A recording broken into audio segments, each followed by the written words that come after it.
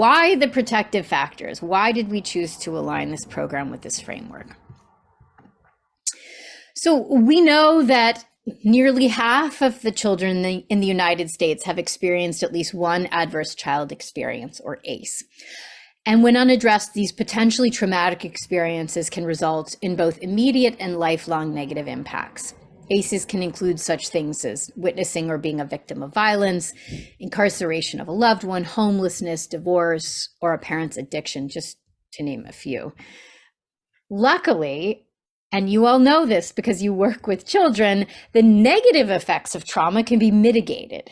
And research indicates that having supportive and responsive relationships with caring adults as early in life as possible can prevent or reverse the damaging effects of trauma. So it literally takes one caring adult.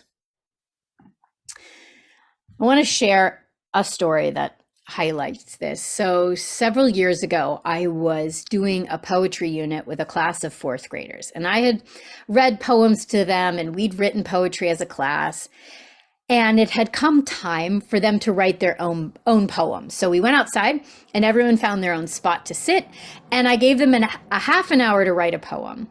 And as most children sat working on their one poem, this one child, Addie, she kept running up to me and asking for more paper.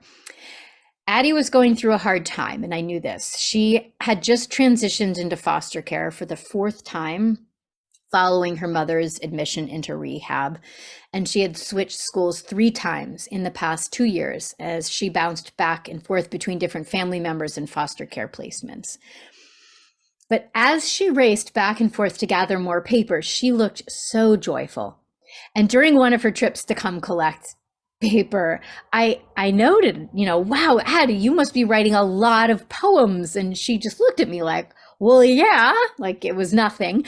And then she continued on. She said, practically since I was little, my mom reads me a poem every day. And if she can't see me, she does it on the phone. So I'm really good at poems.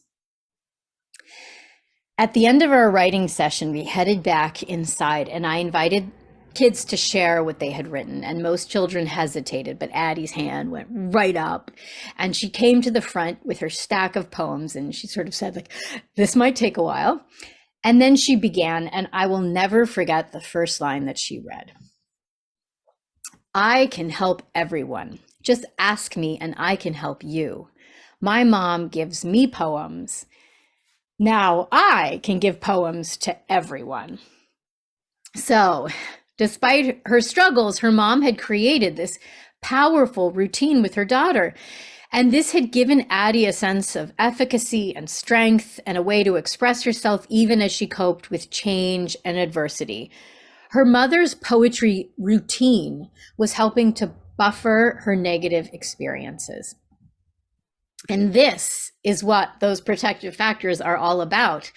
They are 5 characteristics or strengths that act to mitigate risks and buffer the effects of trauma on young children. And whether or not you use the protective factors framework with families, these strategies or core strengths can be used to complement any trauma-informed work you are doing.